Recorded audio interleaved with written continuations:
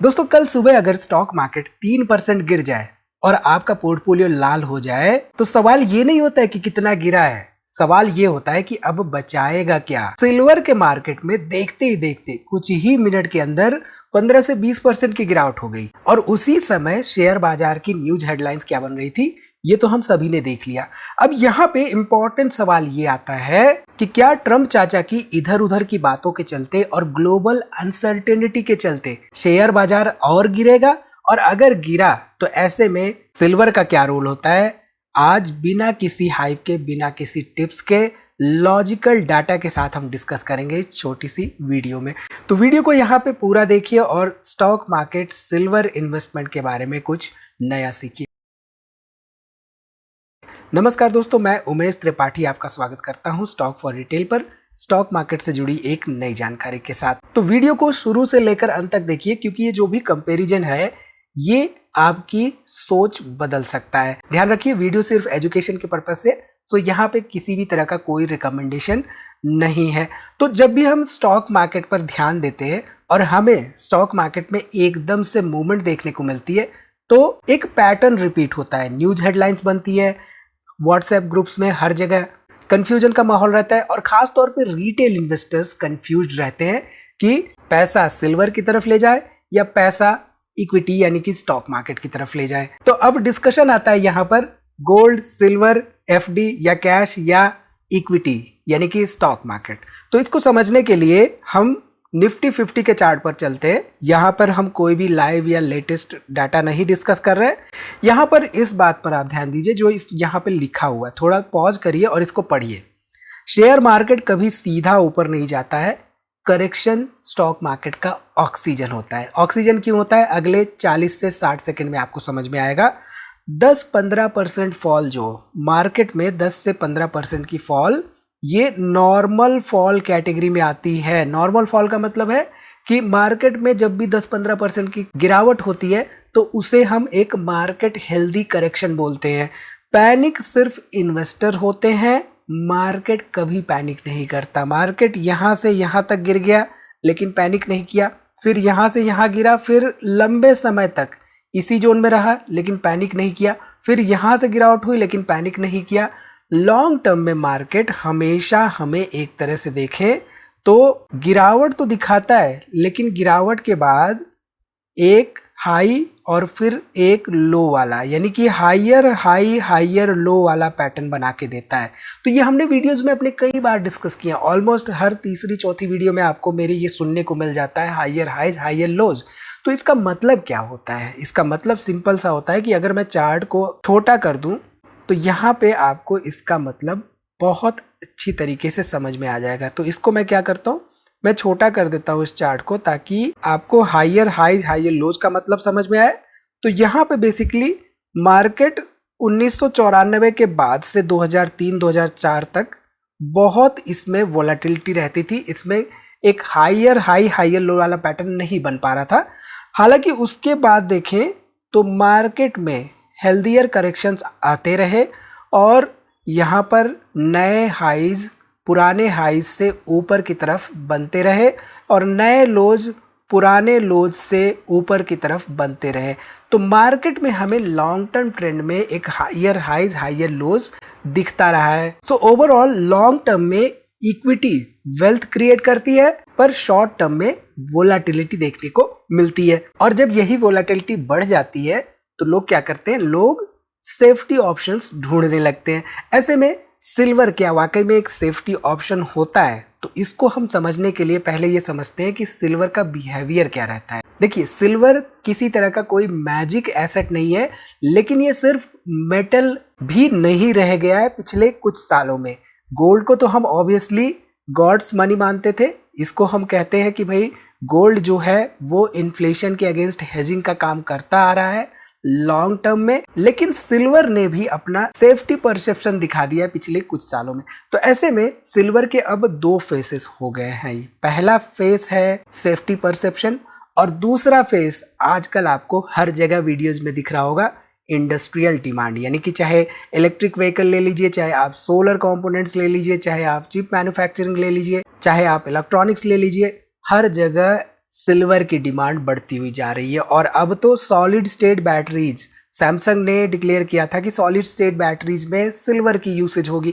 तो यहाँ पर कई लोग तो इस तरह की बातें कर रहे हैं कि भाई 1 किलो तक की चांदी इस्तेमाल होने वाली इलेक्ट्रिक व्हीकल सेगमेंट में, तो ऐसा ना हो कहीं कि भैया 1 किलो चांदी के चक्कर में हम इतनी महंगी इलेक्ट्रिक व्हीकल ही खरीद रहे हो। क्योंकि चांदी के रेट अगर बढ़ रहे हैं तो इलेक्ट्रिक व्हीकल के रेट कहाँ पे जाएंगे 1 किलो चांदी के साथ।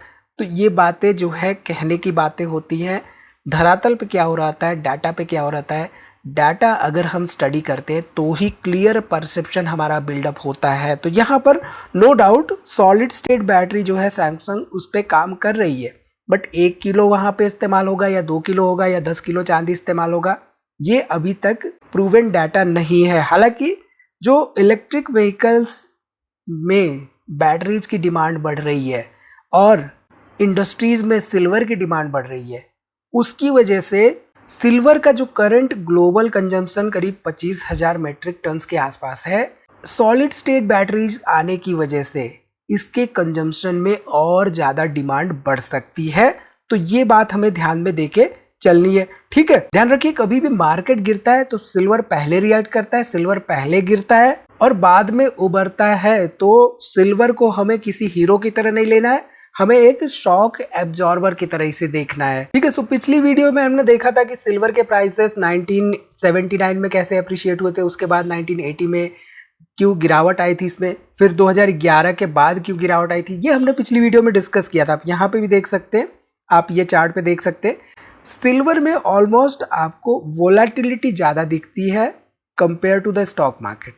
और यहाँ पर जब कभी भी डिमांड क्रिएट होती है तो डिमांड क्रिएशन के साथ सिल्वर के प्राइसेस अनप्रेसिडेंटेड मूव करते हैं। पास्ट में इन्होंने मूव किया है, लेकिन ये मूव करने के साथ ही साथ इनमें जब गिरावट होती है तो गिरावट यहाँ पे देखिए आपको 1980, 1981 में देखने को मिली थी, यहाँ पे 2011-2012 के आसपास 2012-13 में इनफैक्ट देखने को मिली थी।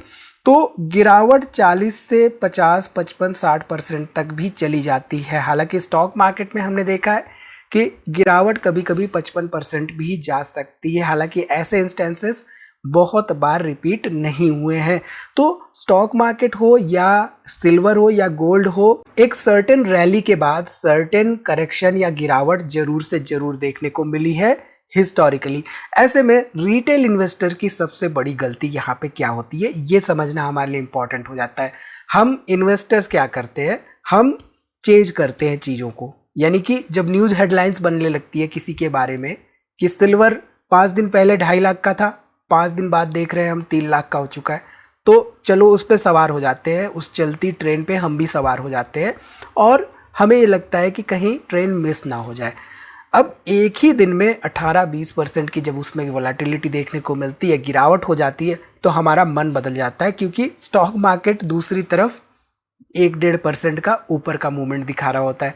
तो ये जो चेजिंग की नेचर है हमारी, इस नेचर को हमें बदलना होगा और ये हम तभी बदल सकते हैं जब हम एक्चुअल डाटा की एनालिसिस करें और पोर्टफोलियो को सही तरीके से एलोकेशन प्रोवाइड करें। ये नहीं कि सिल्वर भाग रहा है तो सिल्वर ही हमारी पोर्टफोलियो में है, स्टॉक मार्केट गिर रहा है तो स्टॉक मार्केट बिल्कुल नहीं है हमारी पोर्टफोलियो में, इक्विटीज़ बिल्कुल नहीं है। तो स्मार्ट मनी का कॉन्सेप्ट ये कहता है कि पोर्टफोलियो एलोकेशन बहुत जरूरी होता है। स्मार्ट मनी कंपैरिजन नहीं करता, स्मार्ट मनी एलोकेशन करता है। सो सवाल यहाँ पे ये नहीं होना चाहिए कि स्टॉक या सिल्वर, सवाल यहाँ पे होना चाहिए कितना और क्यों। सो अल्टीमेटली यहाँ पे हम समझ लेते हैं डिफरेंसेस स्टॉक मार्केट में, यानी कि स्टॉक्स में और सिल्वर में। तो पार्ट 1 को समझने के पहले हम आते हैं सीधे पार्ट 2 पर। ये देखते हैं कि हमारा स्टॉक मार्केट जब गिरा था तब क्या हुआ था। तो 2008 में ग्लोबल क्राइसिस हुआ था, जो लेहमन ब्रदर्स की कोलैप्स हमने देखी थी। उसके बाद निफ्टी करीब 58 से 60% के आसपास गिरा था। 2011 में यूरो डेट क्राइसिस की वजह से ग्लोबल स्लो डाउन हुआ था, यहाँ पे मार्केट लंबे समय के लिए साइडवेज चला गया था। 2015 में चाइना डिवैल्यूएशन की वजह से एफआईआईज आउटफ्लोज दिखे थे इंडियन स्टॉक मार्केट से, जिसकी वजह से शार्प करेक्शन देखने को मिला था, करीब 18% के आसपास। मुझे अभी भी याद है मार्केट 18% के आसपास झटके में, एक ही झटके में करेक्ट हो गया था। 2020 का हम सभी ने देखा, नेशन वाइड लॉकडाउन लगा और उसके बाद कोविड का जो first wave and second wave आया था। इनफैक्ट फर्स्ट वेव में ही मार्च में ही यहाँ पे एक तरह से देखा जाए तो करीब करीब 40% तक की, इनफैक्ट 38% के आसपास तक का मुझे याद है मार्केट में गिरावट हो गई थी।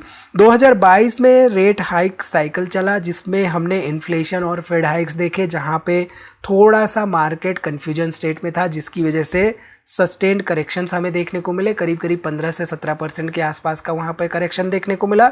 2024 से ही शुरू हुआ, सितंबर अक्टूबर 2024 से वोलेटिलिटी का दौर स्टॉक मार्केट में और ग्लोबल अनसर्टेनिटी। इनफैक्ट यहाँ पे करंट जब मैं वीडियो बना रहा हूँ तो ग्लोबल अनसर्टेनिटी ऑलमोस्ट अपने हिस्टोरिकल पीक पर है। तो ये एक रीज़न है, इम्पॉर्टेंट रीज़न, कि ट्रम्प साहब कभी भी उठ के आते हैं, कभी भी कुछ भी बोल देते हैं और पूरे के पूरे कंट्री के मार्केट को हिला देते हैं। वो कभी क्रिप्टो को हिला देते हैं, कभी सिल्वर को हिला देते हैं, कभी गोल्ड को हिला देते हैं। तो वो बेसिकली चीज़ें ऐसी कर रहे हैं जिसकी वजह से ग्लोबल अनसर्टेनिटी क्रिएट हुई है एंड इसकी वजह से इंटरमिटेंट ड्रॉडाउन्स देखने को मिल रहे हैं मार्केट में। यानी कि मार्केट ने रिकवरी करने की कोशिश तो की है, लेकिन रिकवरी करता है एक दिन, अगले दिन ट्रम्प साहब का कुछ और स्टेटमेंट बदल जाता है, तो जिसकी वजह से इंटरमिटेंट ड्रॉडाउन्स हमें देखने को मिल रहे हैं मार्केट में।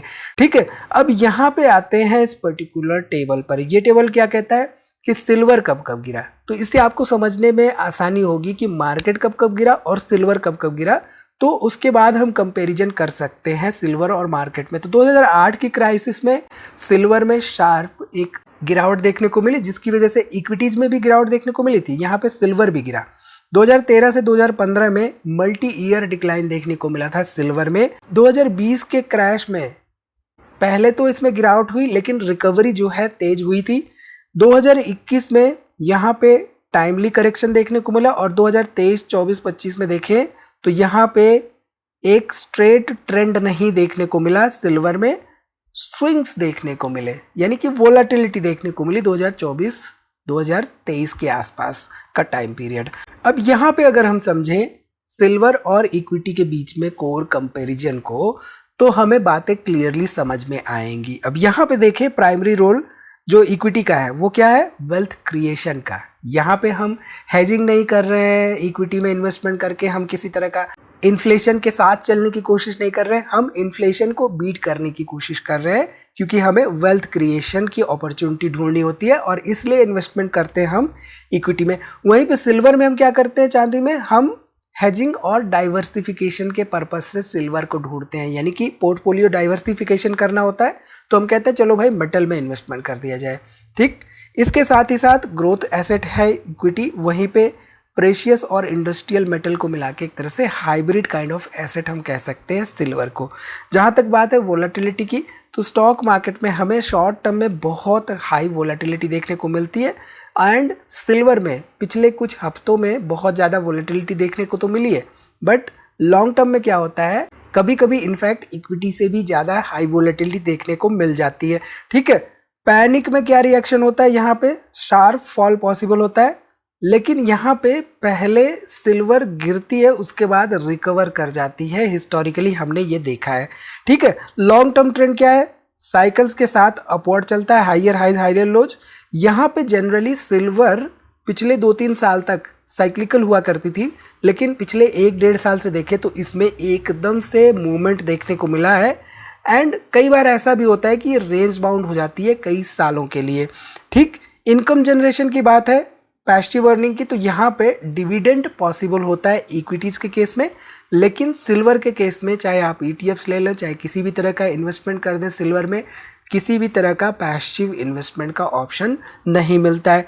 So all in all stock market long term compounding में काम आता है, वहीं पे जो हमारा सिल्वर होता है वो एक तरह से पोर्टफोलियो डाइवर्सिफिकेशन एंड हेजिंग के लिए काम आता है। और जहाँ तक रही बात कि शेयर मार्केट गिरेगा, चांदी गिरेगी या नहीं, तो हाँ भी और नहीं भी, पर जो इन्वेस्टर्स प्रिपेयर्ड होते हैं उनके लिए गिरावट दुश्मन नहीं होती है, दोस्त होती है। सिल्वर या स्टॉक दोनों टूल्स है, गलत चीज है तो वो है ब्लाइंड बिलीफ। तो इस वीडियो में इतना ही। आई थिंक यहाँ से आपको काफ़ी कुछ सीखने को मिला होगा। सीखने को मिला है तो कमेंट करके मोटिवेट जरूर करिए और वीडियो को लाइक कर दीजिए। इस वीडियो में इतना ही, मिलते हैं अगली वीडियो में एक नई जानकारी के साथ। तब तक आप अपना बहुत ख्याल रखिए।